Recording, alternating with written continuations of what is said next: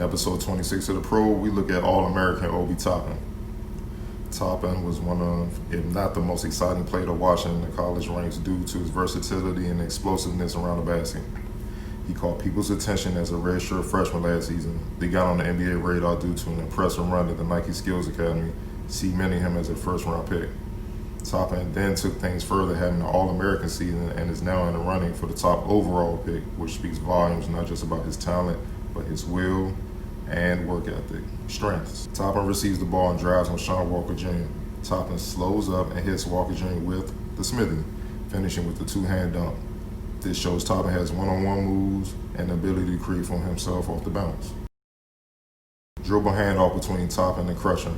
Crutcher drives left and lobs it to Toppin, who dunks it home. Toppin has the ball on the post against Jameson Battle. He puts his shoulder into Battle and elevates over Battle and puts him in the basket. At 6'9", 220, when the smaller player switches on him, this is exactly how it should end the majority of the time, especially when he gets to the lead. Kansas is in transition. Toppin is at the free throw line awaiting Kansas big man Udoka Azubuike, who he is matched up with. Azubuike receives the pass from Devin Dotson, who then quickly passes to Ochai Agbaji for a three-point attempt. Toppin runs from the middle of the free throw line out to Agbaji for a great contest, forcing the miss. This is pro-level range when it comes to covering ground defensively, a great value, especially in this three-focus time in the NBA. Toppin allows Chase Parr to flash to the top of the key, baiting Jameer Nelson Jr. to throw a pass, thinking Parr is open. He does. Toppin steals it, going all the way for a 360 dunk. Toppin gets out ahead and displays his explosiveness, going between the legs for the dunk. Once he steps in the league, he will be among the better all-around athletes the league has. Scary thing is, he still has room to grow physically and athletically. Toppin bangs with 7 foot 270 pounds Azubuike deep in the lane. As Azubuike spins back left, Toppin holds his position and strips Azubuike, who makes the Cardinals end up bringing the ball down around quicker plays. It shows Toppin's versatility defensively, holding his own the post against the center and getting the stop. Kansas guard Agbaji drives, but Toppin uses his left to bother Agbaji and forces a miss. Jerry Matos grabs the ball and is off to the races. Toppin sprints the floor, basket to basket, finding himself wide open. Ryan Meixel finds him inside for the lay-in. Against bigger front court players, Toppin's speed and ability to run the floor will be an advantage most nights in the NBA. Toppin receives the pass at the top of the key. Reverse spins, drives left on Agbaji, and knocks down the runner over Azubuike. Soft touch and scoring instincts of a guard will make him a hard matchup at the next level, and why I feel he would transition to a full-time wing in the pros. Toppin receives the pass on the sideline right in front of the Jayhawks bench. Toppin starts his move on Agbaji with the Jayhawks bench yelling out tips to stop Toppin. Toppin steps back into a three-pointer, shoots the three, and turns around, stares at the Kansas bench while the ball is in mid-flight. Bucket. Ball didn't touch any part of the rim.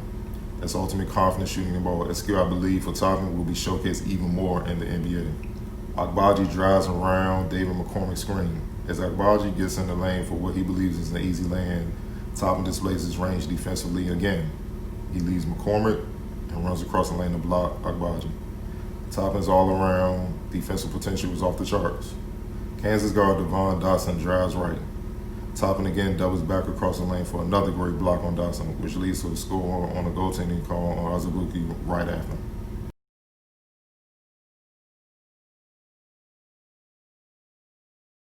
Dayton gets a turnover and races up the floor. Kansas does a good job of getting back on defense. Toppin runs to the right side elbow outside three-point range to balance the floor. Toppin sees Agbaji not seen, man, him, and ball. So, Toppin cuts right into the lane. Landers finds him, and Toppin scores inside and is fouled by Agbaji.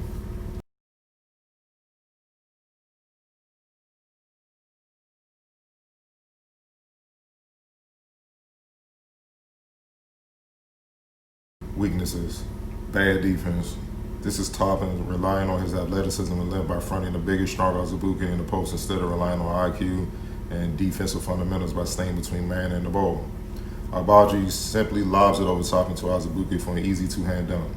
Yes, Azubuike pushed Toppin from behind, but the refs will rarely make that call. Better sound defense, as I stated earlier, is always more effective. Toppin finds himself being outmuscled and forced to front Azubuike again. Advantage Azubuike. Agbaji once again lobs it over the top of Toppin to Azubuike, who dunks it home. Toppin was caught slipping by standing up and out of position. By the time he got low to try and fight to establish a position where he would be more effective defensively, he was already out of position and all he could do was front the post, which isn't ideal against bigger players. Toppin does a better job of staying between Azubuike and the basket. Problem is, while Kansas runs a bunch of decoy cuts, Azubuike literally walks and sets up deep inside on the block. When Azubuike finally flashes inside the lane, he's so deep inside, all Toppin can do is get his hand up as Azubuike converts a jump hook. To make matters worse, Toppin came down with his arms fouling Azubuike. Post defense starts before the big starts to post. You have to block his path on his way up the floor to throw him and the rhythm of the offense off. Remember, it is a shot clock, so it's a certain time frame that the offense has to look for their first option or they have to adjust. If the defense goes away from that option you're defending, you did your job. Azubuike is a load, but in these plays, he was allowed to set up way too easily. Toppin is a prototype forward in today's NBA, an athletic freak with size, shooting ability from all three levels, length, and skill, which enables him to make an impact at both forward spots. With him being a late bloomer, I still feel he has a lot of room to grow. I see a Sean Marion type impact coming from Toppin. 2010 and 5 should be the norm as he adjusts to the rigors of the NBA.